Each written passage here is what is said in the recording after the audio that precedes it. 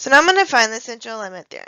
So the central limit theorem states that when an infinite number of random samples are taken from the population, the sampling distribution of the means of those samples will become approximately normally distributed with the mean of the population, mean mu, if the sample sizes are large enough, irrespective of the shape of the population distribution.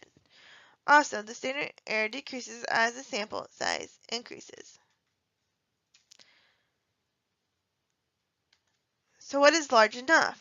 After many simulations of creating sampling distributions, so using a lot of different shapes for populations, statisticians say a sample size of 30 is sufficient to say that the sampling distribution will be normally distributed when the population distribution is not.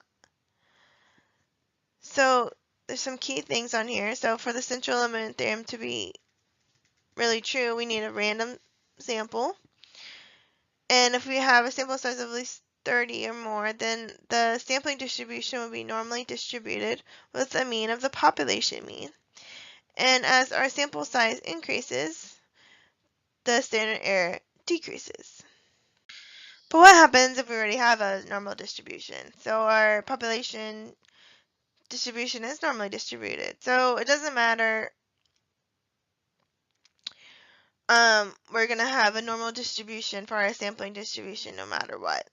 If you're starting with a normal distribution, it doesn't change shape. So if you have a normal distribution, the n can be whatever. It can equal anything above, 0. So it doesn't have that rule of, we don't need to have that rule of at least 30. So that doesn't apply for a normal distribution, okay? If it's already normally distributed in the population, we don't need to have that rule of it being a large enough n, because no matter what, it's going to be normally distributed. It doesn't change shape.